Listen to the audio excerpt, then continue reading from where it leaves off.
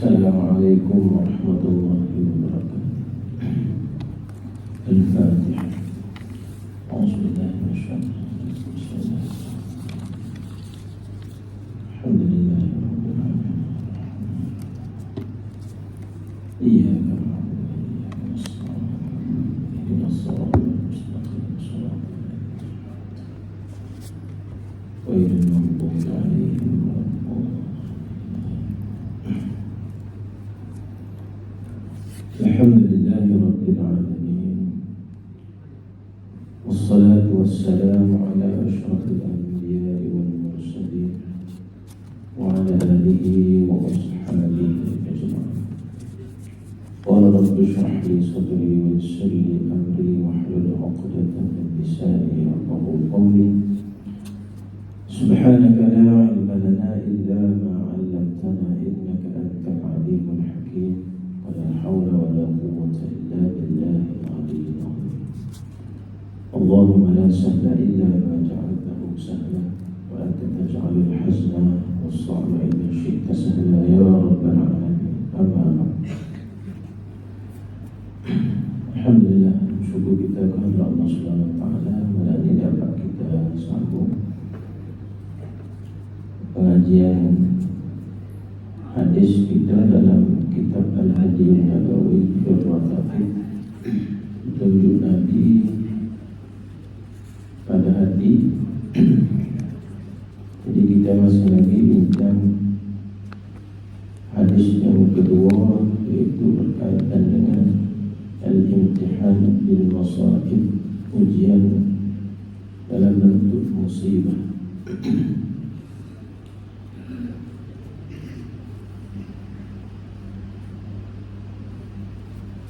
Jadi maknanya insyaAllah kita kesambung perkara yang kelima.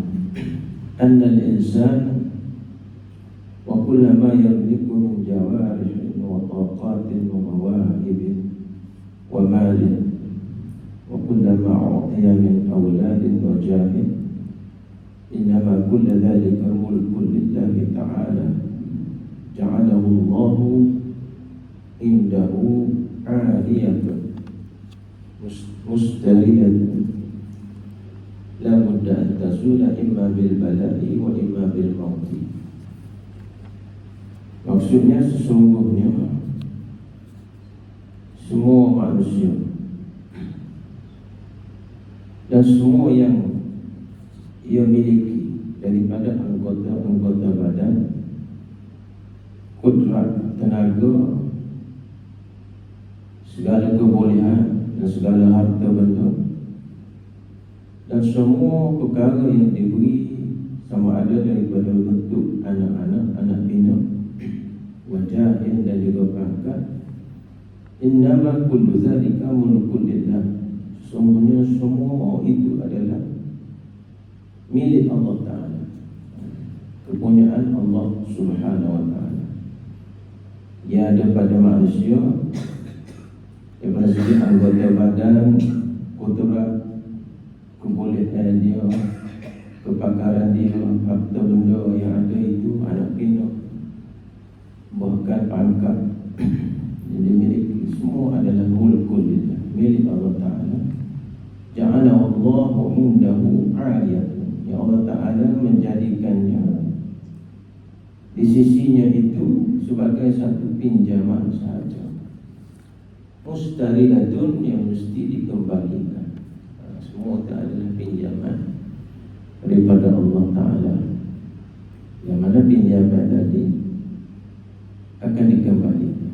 Bahawa bila kita sebut pinjaman, maka sampai masa ya tuan dia minta balik, beri dan kena hantar. Dan Allah Ta'ala adalah pemilik segala pinjaman yang Allah Ta'ala beri kepada kita dalam bentuk, dalam tempoh masa yang sementara. Segala yang dia beri pada tubuh badan kita itu adalah pinjaman Allah Ta'ala.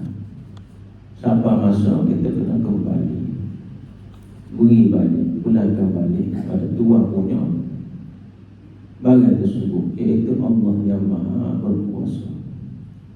la budda an tazula, ia tidak mesti akan lenyap dan hilang dari tangan kita. Sabar masa hilang tidak ada pada diri kita. Imma bil bala, sama ada hilang tadi dalam bentuk ujian daripada Allah Ta'ala. Allah Ta'ala timpa ke atas kita ujian, bala, maka akan hilang dan lenyap pemberian tadi, pinjaman tadi. Wa imma bil mauti, ataupun dengan cara Allah Ta'ala mematikan seseorang tadi, mati ke akhir, kita dikembalikan kepada Allah Subhanahu Wa Ta'ala. Sebab itu kita sebut inna lillahi wa inna ilaihi raji'un. Sesungguhnya kita ini milik Allah dan kepadanya kita dikembalikan, kepada Tuhan punya.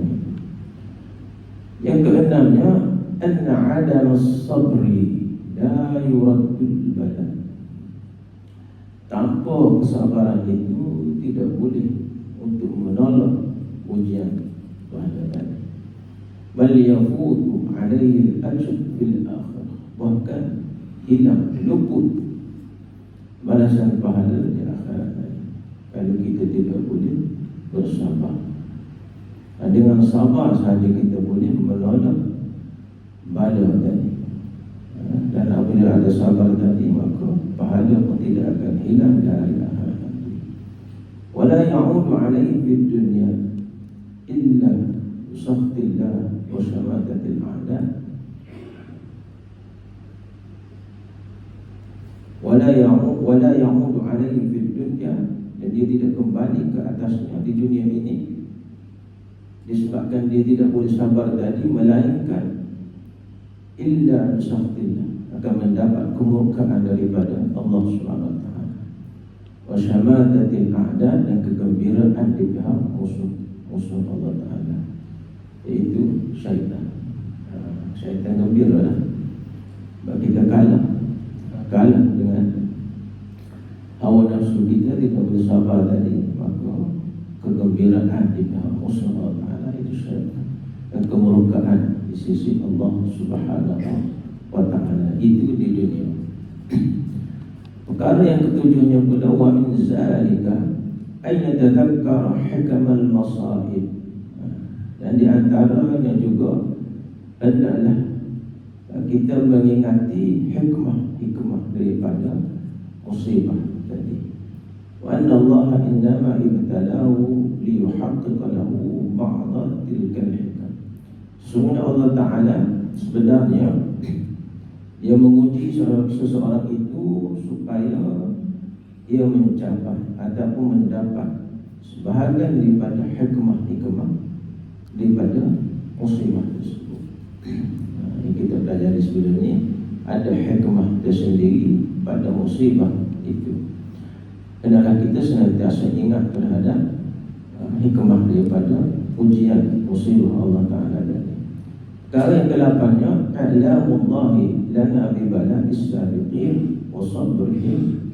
Yaqulu subhanahu wa ta'ala, fasbir kama sabara ulul azmi minar rusul. Ke-8-nya, pemberitahuan daripada Allah Subhanahu Wa Taala kepada kita tentang ujian-ujian umat-umat yang terdahulu dan kesabaran mereka. Allah Ta'ala berfirman, fasbir kama sabara ulul azmi minar rusul, maka bersabarlah olehmu wahai Muhammad sebagaimana sabarnya para rasul ulul azmi. Satu daripada kita kata motivasi daripada Allah Subhanahu Wa Taala bahawa ujian dan juga bala itu terkena kepada umat-umat terdahulu, para nabi dan para rasul alaihi wassalam.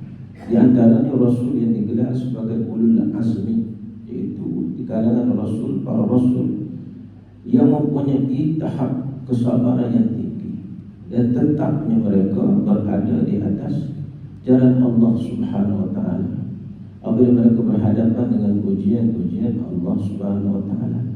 Lalu mereka digelar oleh Allah Ta'ala, yang mana Allah Ta'ala sendiri yang menggelarkan mereka dengan gelaran ulul azmi, yakni para rasul yang mempunyai ketetapan keazaman yang tinggi, kukuh sabarnya mereka itu berhadapan dengan musibah dan ujian Allah Subhanahu wa Ta'ala.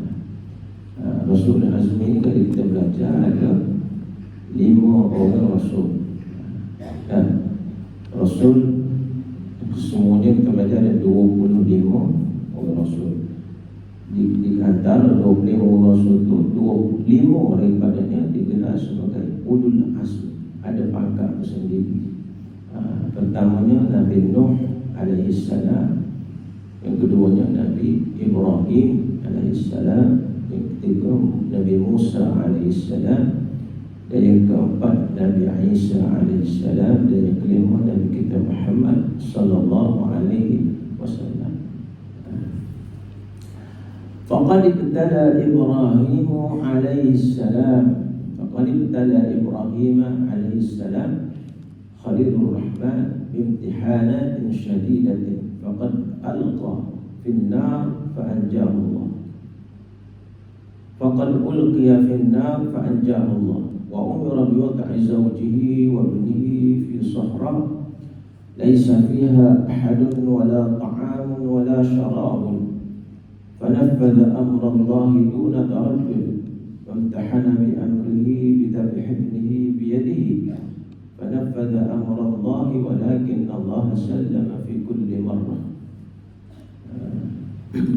Maka sesungguhnya telah diuji Nabi Ibrahim alaihissalam. Jadi penulis kitab bawa contoh ujian yang telah ditimpa ke atas para rasul ulul azmi. Yang pertama disebut di sini oleh Tuhan kita ialah Nabi Ibrahim alaihissalam, Khalilur Rahman, kekasih Allah Ta'ala yang bersifat dengan Ar-Rahman, bimtihanatin syadidatin, dengan ujian yang sangat dahsyat yang kuat.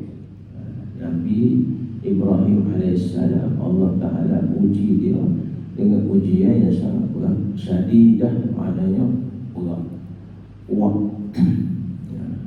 Dia sebagai Nabi dan sebagai Rasul dan digelar sebagai ulul azmi, Allah Ta'ala telah uji dia.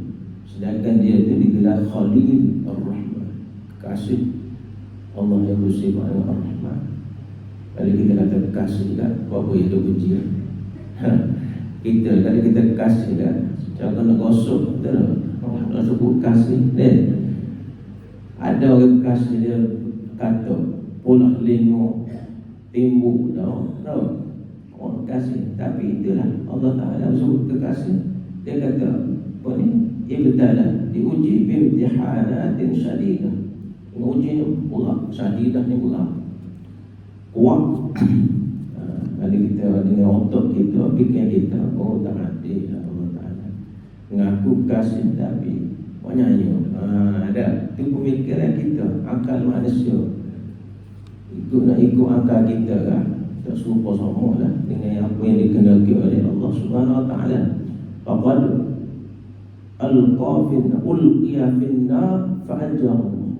Salah satu ujian yang berat dikatakan tadi, sesungguhnya ia telah dicampak ke dalam api. Itu berat. Fa'anjahu Allah, lalu Allah Ta'ala menyelamatkannya. Allah Ta'ala uji, tapi kemudian Allah Ta'ala selamatkannya. Ada apa kita kena campak dalam api? Ada. Tapi Nabi Ibrahim alaihissalam, Allah Ta'ala campak dia ke dalam apa ni, dia telah dicampak ke dalam api. Nanti kita cerita sikit bagaimana kisah yang berlaku ke atas Nabi Ibrahim alaihissalam sehingga menyebabkan dia ni dicampak ke dalam api. Wa umira bi wad'i zawjihi wa ibnihi, dan dia diperintah, Allah Ta'ala perintah dengan meletakkan isteri dia dan anaknya di padang pasir.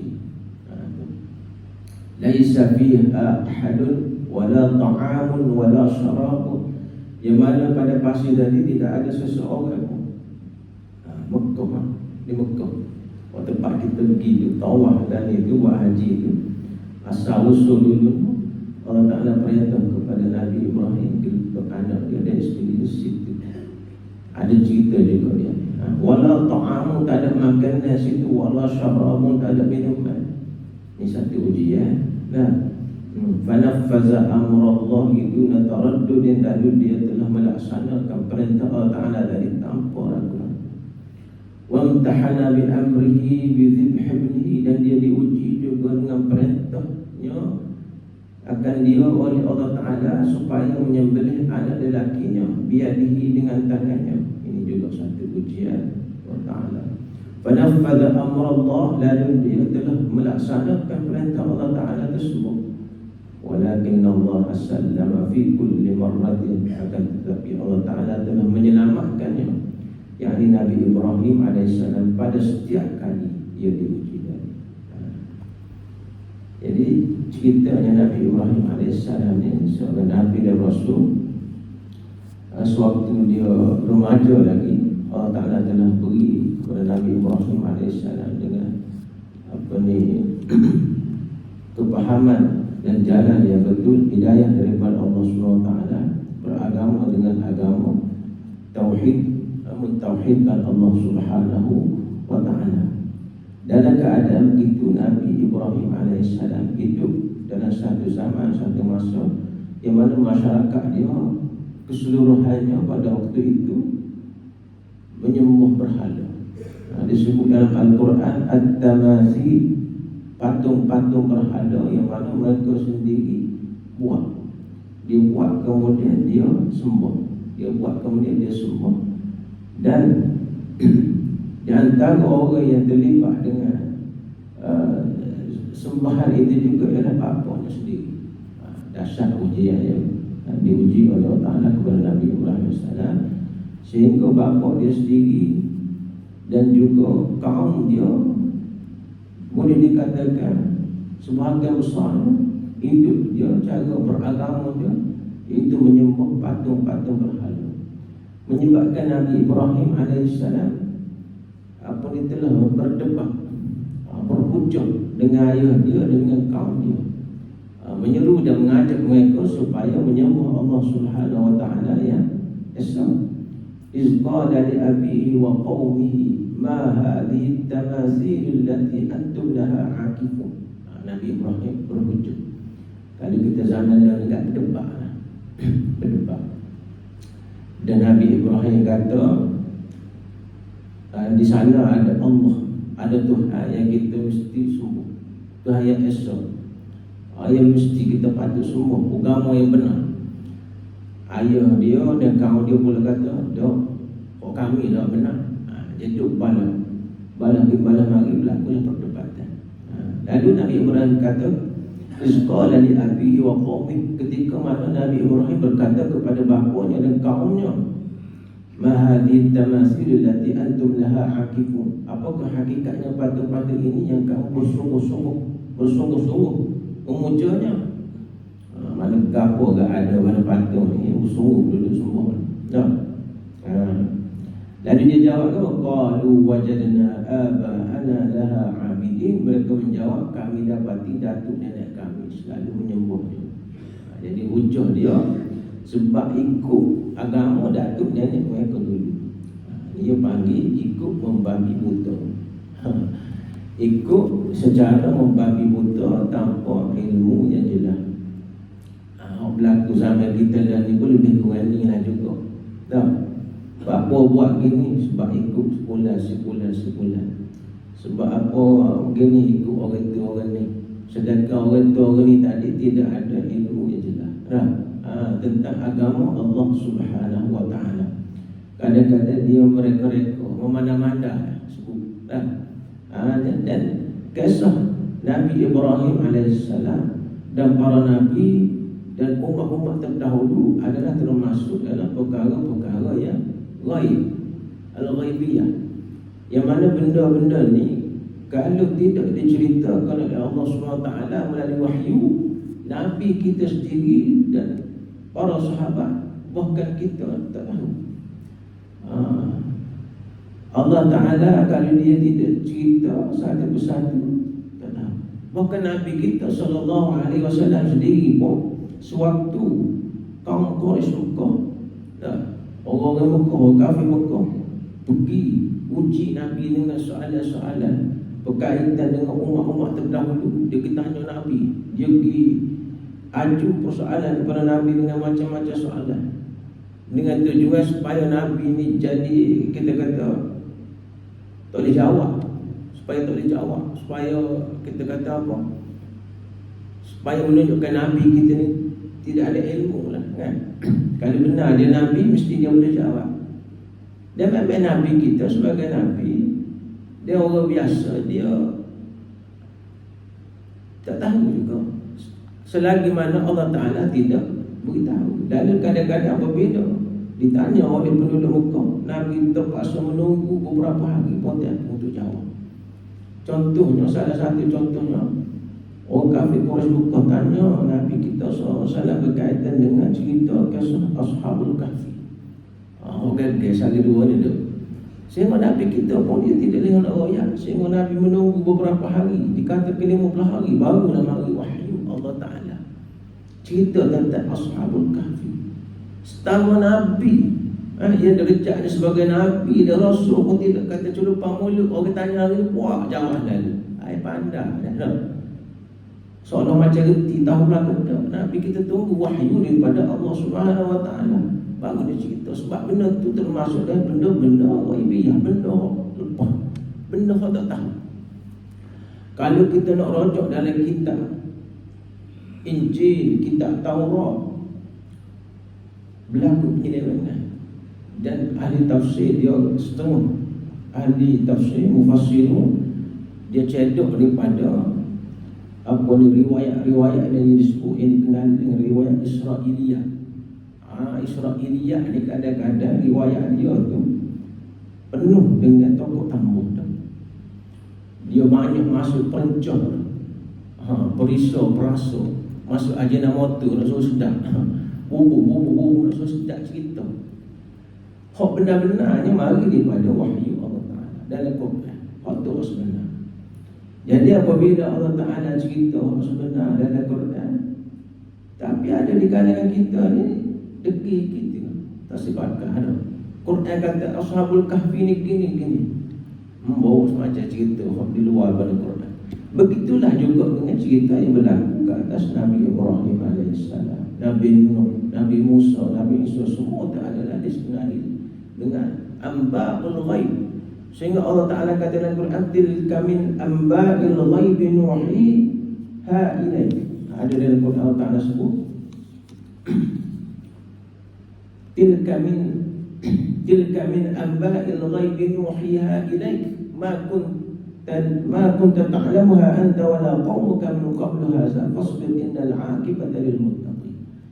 Itu semua cerita para Nabi, para Rasul, termasuk Nabi Nuh, Nabi Ibrahim, semua sekali min amba'il ghaib, adalah merupakan perkara-perkara ghaib nuhiha ilaik, yang mana kami wahyukan kepada kamu, yakni kepada Nabi kita Muhammad sallallahu alaihi wasallam. Ma kunta ta'lamuha anta, dia kata kamu pun tidak tahu wahai Muhammad, wala qaumuka, bahkan kaum pun tak tahu, min qablu hadza, sebelum itu. Fasbir, maka adalah kamu bersabar. Innal 'aqibata lil muttaqin, sesungguhnya kesudahan yang baik yang membawa kejayaan di dunia dan kebahagiaan di akhirat adalah bagi orang yang bertakwa kepada Allah Subhanahu Wa Ta'ala. Ada cerita kepada kita bahawa benda-benda ghaibiyah yang berlaku pada masa lalu terhadap umat-umat terdahulu, kisah-kisah umat terdahulu, kisah Nabi adalah perkara-perkara ghaib yang mana Allah Ta'ala cerita satu-satu dalam Quran, dan kita sebagai orang beriman kena percaya, dan kita tidak boleh menokok tambah cerita-cerita tersebut sehingga mengelirukan orang lama. Jadi cerita Nabi Ibrahim tadi dia berhujah lagi sehingga sampai satu tahap mereka tidak beriman. Kaum Nabi Ibrahim AS tidak beriman, ayah dia sendiri tidak beriman, Sehingga ayah sendiri pun nak halau Nabi Ibrahim AS. Dia kata, wahai Ibrahim, kalau mu duduk nak bercakap tentang Tuhan Allah Ta'ala ini, Tuhan ilmu apa ni, agama tauhid ini, aku akan halau kamu, wahai Ibrahim. Begitu sekali. Sedang Nabi Ibrahim pada waktu itu tetap mengajak dan menyeru umat dia, menyeru bapa dia dengan seruan yang baik, yang lemah lembut. Tidak baikkan Nabi Ibrahim dia seru dengan seruan yang baik, dengan sopan satu, dengan beradab terhadap kaum dia dan ayah dia sendiri. Diceritakan dalam Al-Quran Suratul Anbiya, sehinggalah pada suatu ketika disebabkan kedegilan mereka, Nabi Ibrahim buat satu keputusan sendiri. Dia kata dia nak menghancurkan semua berhala-berhala yang ada pada waktu itu. Jadi semua oleh kaum dia. Dia nak katok, dia nak hancur. Sehingga sampai satu hari kaum Nabi Ibrahim AS ni buat satu majlis, dan dia ajak bersama Nabi Ibrahim ke majlis tersebut, perayaan lah. Jadi Ibrahim pada waktu itu dia ambil peluang. Dia kata, hari ni peluang tu lah nak pergi katok berhala-berhala yang disembah oleh kaum dia. Jadi apabila puak-puak dia ajak Nabi Ibrahim jawab, aku demam, aku sakit, inni saqim. Dia jawab. Dia jawab ke kaum dia, sedangkan dia tak sepi ke perayaan tersebut bukan sebab sebenarnya dia demam, tapi dia nak pergi penghancur berhala yang disembah oleh kaum dia. Dan juga raja pada waktu itu yang dikenal dengan Namrud bin Kan'an di kawasan Babylon, di sekarang ini di negara Iraq. Jadi berkaitan dengan ucapan Nabi Ibrahim AS, Nabi Ibrahim kata inni saqim.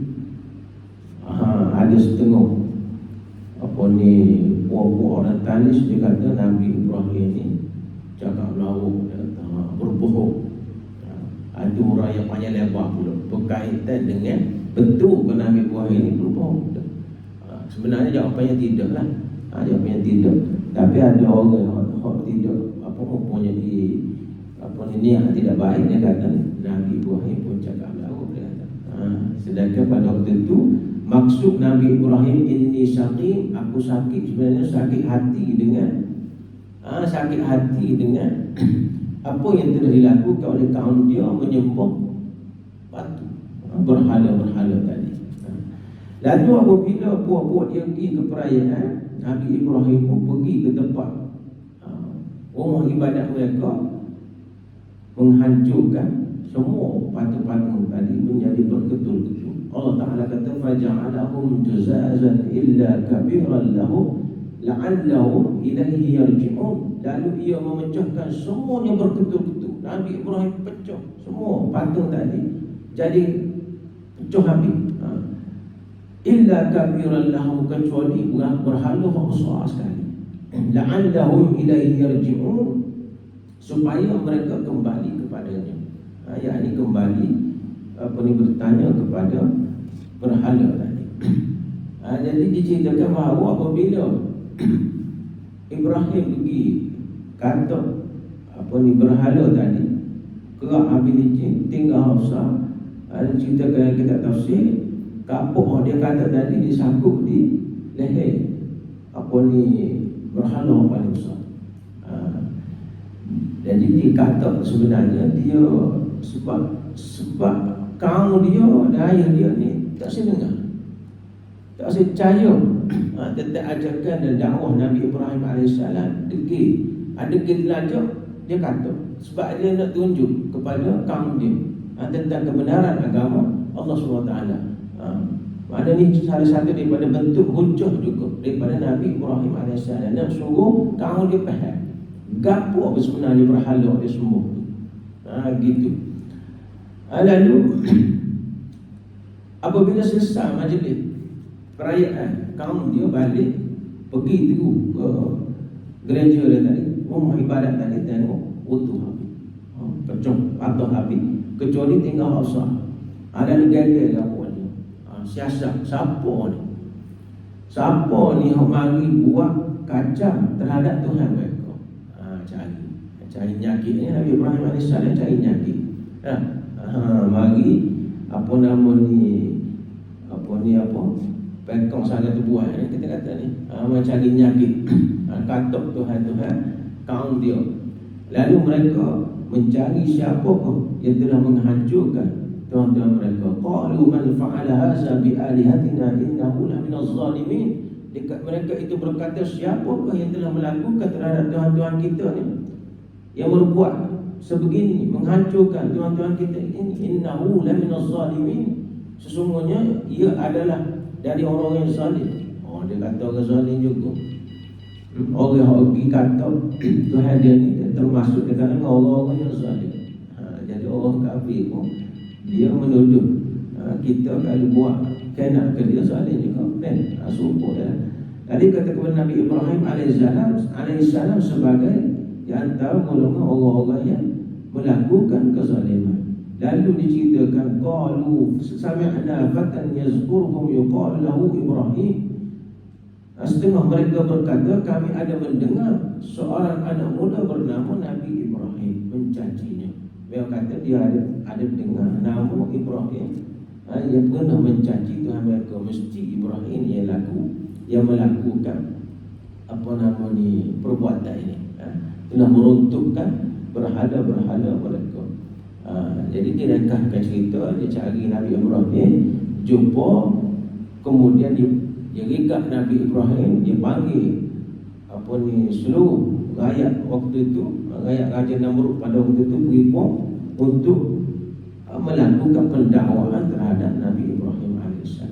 Penghakiman atas Nabi Ibrahim AS dikenali dengan Al-Muhakamah atas Nabi Ibrahim AS, dan mereka buat pendakwaan terhadap Nabi Ibrahim AS di depan orang ramai dengan tujuan supaya nanti Nabi Ibrahim ini mengaku bersalah. Sebab dia nak jatuh hukuman adalah Nabi Ibrahim AS. Lalu dia panggil Nabi Ibrahim AS. Dia tanya Nabi Ibrahim, kau buat ni? Kau buat ni? Qalu anta fa'alta hadza bi alihatina ya Ibrahim. Mereka berkata, Ibrahim, kau buat melakukan apa nama ni terhadap Tuhan-Tuhan kami ni, wahai Ibrahim. Nabi Ibrahim kata, qala bal fa'alahu kabiruhum hadza fas'aluhum in kanu yantiqun. Dia menjawab, tidak, bahkan yang melakukannya ialah berhala yang besar antara mereka ini, maka bertanyalah kamu kepada mereka kalau mereka dapat berkata-kata. Lalu Nabi Ibrahim tunjuk kepada berhala besar. Dia kata, kalau nak tahu siapa beracun berhala-berhala ni semua, tanya besar ni. Tengok dia tekuk dia, tanya kapuk dia pegang itu. Ini juga salah satu hujah Nabi Ibrahim AS dengan kaum dia nak menunjukkan bahawa benda musuh ni gapo sebenarnya. Yang mulut semua sangat ni gapo dia. Jadi apabila dia suruh tengok kepada apa nama ni orang paling besar, dia kata tanya mereka, jika mereka tanya patung itu yang paling besar tu, jika patung itu boleh berkata-kata, pada waktu itu dia tercengang. Dia pakat tengok, mu tengok aku, mu tengok masing-masing pakat tengok diri sendiri. Faraja'u ila anfusihim, mereka itu semua kembali kepada diri mereka. Faqalu innakum antumuz zalimun, mereka kata mu sebenarnya orang zalim ni. Puak-puak kita ni sebenarnya orang zalim, duk semua patung hak kali kecil. Pekat mula-mula. Maknanya benda Nabi Ibrahim adalah apabila dia tengok kepada patung, dia tengok kepada kapuk yang duduk di tekuk patung yang paling besar, kemudian dia pun nak tanya muka batu yang paling kecil. Dia pun tahu batu yang paling kecil. Jadi waktu tu baru dia khabar, baru dia sedar, baru dia terkejut. Rupanya hak kita nak sembuh ni batu yang paling kecil. Sedangkan dia ada semua tu boleh kecek. Dia ada akal, dia ada mata, dia ada anggota, dia boleh bergerak, boleh makan, boleh minum, boleh kecek. Ini semua benda kerah kekung. Benda batu, benda tak boleh kecek, benda tak boleh beri manfaat, dan benda tak boleh beri mudarat sikit apa pada benda lain, kepada hatta kepada dia sendiri. Baru dia waktu tu dia dikatakan dalam tafsirnya baru kat diri sebentar. Tapi tu nak wayak masa dia ni fikir, dia istiqamah atas kesesatan juga. Istiqamah juga. Dia jenis orang kata bahasa ni kerah kepala, royak gapo pun. Royaklah Islam gini, royaklah kebenaran gini, royaklah kan apa. Summa nukisu ala ru'usihim laqad alimta ma haula yantiqu. Mentah jadi mengaku, betul kita ni semua patung. Betul benda kita semua ni tak betul. Betul depan kita ni kita kata Tuhan ni benar tidak Tuhan, batu. Mula-mula dah. Memang dia khabar, memang dia mengaku, memang betul. Tapi summa nukisu ala ru'usihim, kemudian mereka balik semula fikirkan.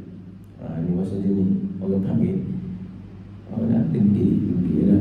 Balik semula lalu berkata, sesungguhnya aku, hai Ibrahim, telah sedia mengetahui bahawa berhala itu tidak dapat berkata-kata. Maka betapa engkau menyuruh kami bertanya kepadanya. Dia kata betul, dia orang suruh tanya benda tu, tak kata apa yang boleh suruh kami tanya apa ni patung batu jenis tak boleh kecil.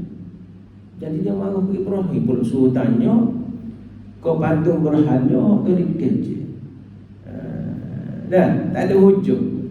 Apabila Nabi Ibrahim suruh dia berkecek dengan batu, dia mahu ke Nabi Ibrahim, apa yang boleh suruh aku kecek dengan benda yang tak boleh kecek? Wallah Nabi Ibrahim salah gitu. Jadi dia salah kau kan. Bagi hak laku sepanjang zaman sehingga zaman kita. Dia bengok tengah jalan, dia kata kita bengok tengah jalan dah. Tu. Dia buat salah, dia kata kita buat salah. Nabi Ibrahim yang dihadapi oleh Nabi Ibrahim alaihissalam.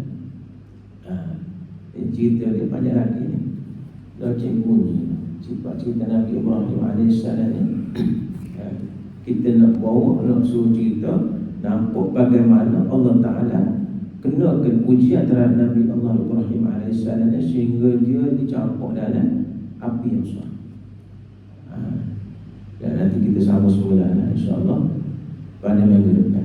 Makasih insya-Allah. Tak ada habis.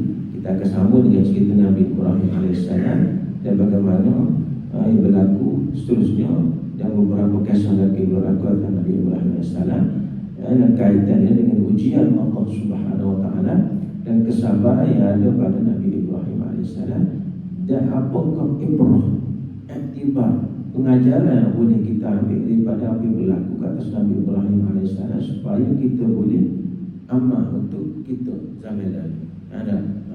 Dan kaitan-kaitan dengan apa-apa isu-isu yang berlaku pada zaman lalu. Banyak benda kita nak tahu.